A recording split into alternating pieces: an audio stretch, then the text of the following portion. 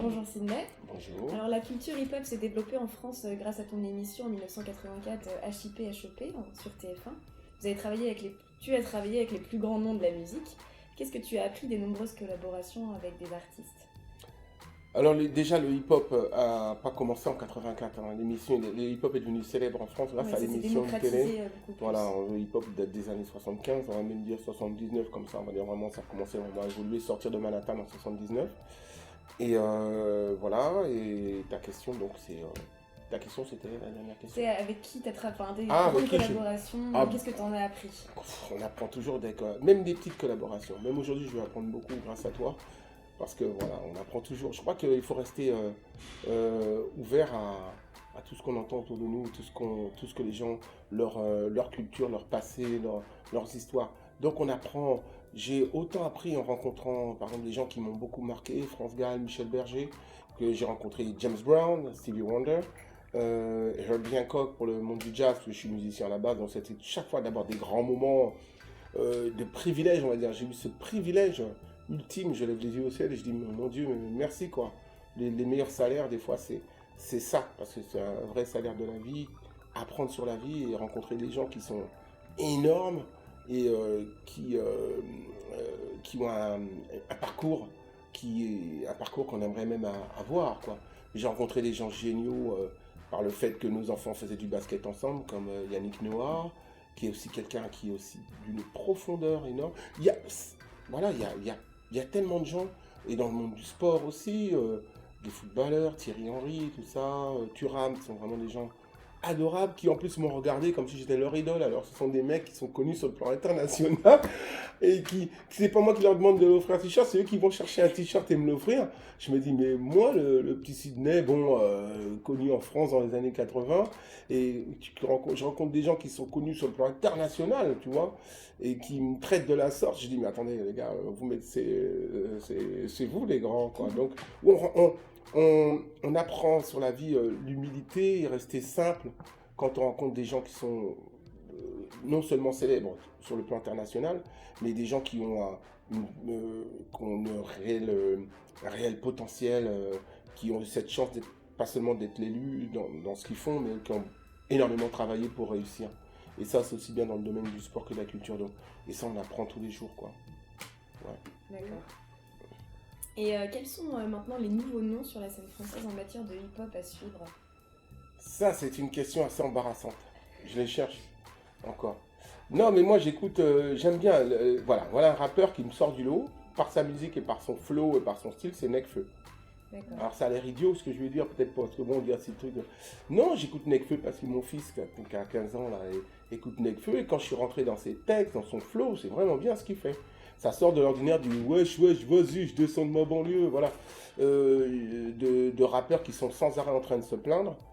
Moi, j'aime pas ça. Le rap, c'est pas se plaindre. Le rap, il doit être positif quelque part. Il doit dénoncer aussi des choses qui ne vont pas, mais c'est pas dans la plainte.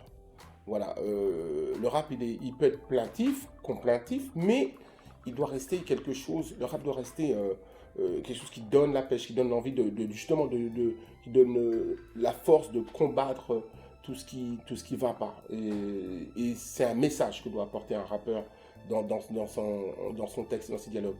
Mais Nekfeu, pour moi, c'est bien, c'est la continuité de... j'aime bien Orelsan, et parce que voilà, il peut être trash, il peut être trop, et en même temps, voilà, j'aime le rappeur quand il est dans le hip-hop, hein. Je parle bien de la section du rap. J'aime quand le rappeur est intéressant. Voilà. Il ne fait pas que marcher en long en large et parler que de lui. Et c'est ça que j'aime dans ces acteurs-là. J'aimais bien le premier album de Section d'Assaut, et après, au revoir.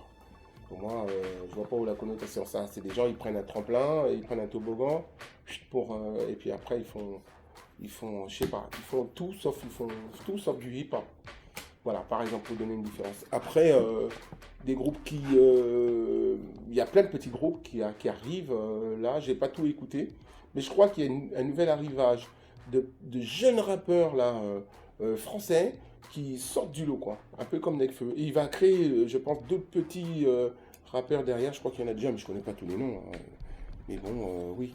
Et puis j'aime toujours dans le rap français, moi on raconte ce qu'on veut. Bon, je suis un ancien, donc je respecte beaucoup Akhenaton, Shuriken, Ayam, les anciens. les anciens qui ont un lourd passif sur le plan de l'éducation, de l'écriture du rap. Voilà, voilà. Alors maintenant, on va parler un peu d'aujourd'hui, de la block party. Qu'est-ce que vous attendez, qu'est-ce que tu attends des battles d'aujourd'hui de breakdance? Ah bah là, il y a du niveau. Il y a Animaniacs, il y a Hello, Légitime Instruction, des groupes que je connais. Et là, c'est la nouvelle génération, parce que Légitime Instruction, je les connais depuis 10 ans. Mais il y a toujours cette classe quand ils dansent, ces groupes-là. Donc j'attends. D'abord, on a fait un lieu magnifique. Je suis content, je suis déjà venu l'année dernière, donc je connais un peu le terrain. Mais c'est bien parce que le terrain, là, il a encore évolué. Genre, on va pas commettre les erreurs de la fois d'avant, alors qu'il n'y avait pas d'erreur, mais ça toujours dans une constante amélioration. Et ça, j'adore quand je reviens sur un festival, que c'est pas la même chose, c'est encore plus de qualité et j'ai l'impression, là je le ressens déjà, voilà. Donc juste on fait les balances, la scène elle est plus accessible pour tout le monde, je vais plus près du public, des petites choses, c'est des petites intentions qui vont jouer beaucoup dans l'ambiance et l'animation qu'on va créer. Parce qu'il faut bien penser que le hip-hop c'est une fête, et que avant tout c'est une communion avec le public, les danseurs et la musique.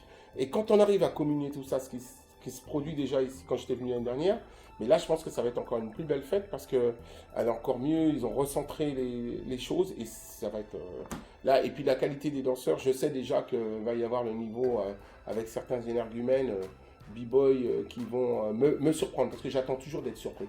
Si je ne le suis pas, il n'y a pas d'intérêt. Mais là, je sens que je vais être surpris. Et ce qui est bien en dehors de ça, c'est pas comme un spectacle qu'on a monté, qu'on a répété. Le hip-hop, c'est à chaque fois une nouveauté. Il va y avoir un battle, donc un battle, un one-on-one, où là, ça va être un 3 contre 3. Dans le 3 contre 3, il va y avoir à chaque fois quelque chose qui va sortir de là. Et c'est ce que j'attends, quoi. Et je sens que cet après-midi, ça sent bon. En plus, on a le soleil avec nous, il y a Raphaël, voilà. Yo. Est-ce que tu trouves que le street art s'est bien démocratisé depuis 1984, où il reste encore pas mal de choses à faire pour bien que ça soit sur la scène publique? Il reste beaucoup de choses à faire. À partir du moment où on est dans une culture qui émane de la rue, on n'a jamais fini. Parce que des administrations peuvent refermer les couvercles. Par exemple, voilà, je ne vais pas dire, mais si Marine Le Pen elle passe, les subventions pour les citer, tout va être réduit, vas-y, au revoir, et voilà. Donc on n'a jamais fini de lutter. Il ne faut pas se dire, ça y est, ce qui est acquis, se contenter de ça. Il faut continuer pas à lutter, mais continuer à travailler non pas pour que le hip-hop se démocratise, mais pour que le hip-hop continue à être partout, et dans la rue, et dans les administrations, et dans les associations, et dans la vie locale, et dans la vie de tous les jours de tous ces jeunes, parce que le hip-hop est une culture à part entière, et elle est incontournable. Et parce qu'elle touche tout le monde de près ou de loin, par le graphe, la danse, le DJing, il y a des nouvelles choses. Et il n'y a pas un jeune qui n'est pas touché par la culture hip-hop. À la télévision, il n'y a pas une pub sans qu'on voit un danseur ou qui a un rapport quelconque avec le hip-hop. On écoute la dernière pub de Mercedes, n'importe quoi, on entend la musique, on se dit tiens, il y a toujours. Voilà, c'est un truc, il faut qu'il s'y fasse, il faut que ça aille plus loin, il faut continuer sans arrêt à se dire, pas être blasé, se dire bon bah ça y est, le hip-hop, non, le hip-hop il n'est pas partout, il est partout, mais il n'est pas encore rentré dans les mœurs. La France, elle prend trop de temps à comprendre que, alors qu'aux États-Unis, il y a déjà une académie du hip-hop, ils sont en train de monter une université du hip-hop, elle existe déjà. Et quand on va en France, on arrive toujours avec 10 ans, 20 ans pour comprendre qu'il faut déjà créer une université du hip-hop, que des jeunes peuvent passer le bac avec une option hip-hop, qu'on voit dans les championnats de gym à l'INSEP, que souvent les danseurs maintenant mélangent des pas de breakdance à l'INSEP qui n'ont pas été acceptés pendant 20 ans et qui maintenant on accepte. Alors, il serait temps de... Donc on n'a pas fini. Oui, donc les cultures urbaines ont encore plein de choses à montrer encore et c'est pas... À montrer et à faire accepter au grand public. Parce que malheureusement on a une télé poubelle. Et voilà, j'ai rien contre M6 TF1 avec leur truc et je t'apprends à faire la cuisine à toutes les sauces et tout. Mais il n'y a pas que ça, quoi. Et j'en peux plus non plus. J'aimerais bien prendre aussi une grosse poubelle comme on avait fait avant, comme nous avait fait à M6. Mais voilà, ça fonctionne, quoi. C'est la poubelle, c'est Ramsès, c'est machin, il n'y a pas qu'à apprendre. C'est bien, manger, c'est bien, moi j'ai rien contre. Mais il y a la danse aussi, quoi, tu vois. Et il y a la musique. Et on est sur une télé gravement poubelle ces temps-ci. Si des gens comme moi ne dénonçons pas cela et ne luttons pas voilà, moi je dis pas, mais je vais toujours refuser de présenter une émission culinaire. C'est pas que j'aime pas bien manger, mais il y a autre chose, voilà, que de faire un concours sur le meilleur plat cuisiné. Alors, si tu veux pas animer une émission culinaire, est-ce que tu as d'autres projets de prévus pour l'instant ou tu aimerais faire? Pas que j'aimerais faire, les projets, on les fabrique et on va jusqu'au bout. C'est-à-dire que quand je suis sur des projets, bien sûr, et les projets, je suis un peu comme tout le monde, mais je mets comment dire ça, ma force et vitalité pour y croire. Si on a un projet, il faut y croire, d'ailleurs. Donc là, j'ai le projet de pas préparer un album, je fais de la musique quand je sors un opus bientôt, d'un titre qui s'appelle Fou de Funk, c'est très funky, parce qu'à la base, le hip-hop est funky, donc déjà, moi en tant que musicien, forcément, je prépare un truc vraiment très funk, et il y a un titre qui va sortir, on prépare un petit teaser, parce que maintenant, il faut utiliser les nouveautés, c'est internet, c'est machin, pour la promo. J'aime pas le terme promo, mais je ferai savoir un petit peu à tout le monde que voilà, il y a des choses qui arrivent, où on me verra dans un autre contexte que celui du hip-hop, parce que là je chante, de la basse, voilà, en tant que musicien, et c'est mon plus gros souhait actuellement.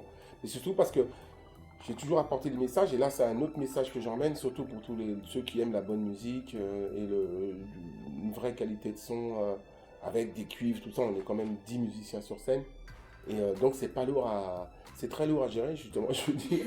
Et je sais pas si j'y arriverai, mais bon, c'est bien parti, je suis bien aidé, je suis bien entouré.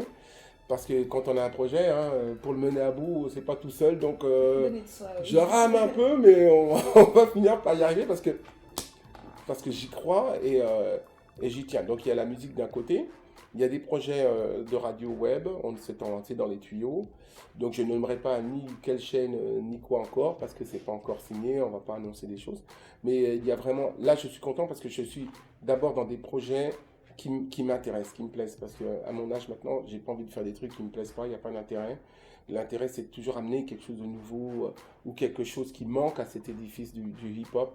Donc il y a des projets hip-hop, il y a des projets musicaux aussi. D'accord. Eh ben, merci Sydney.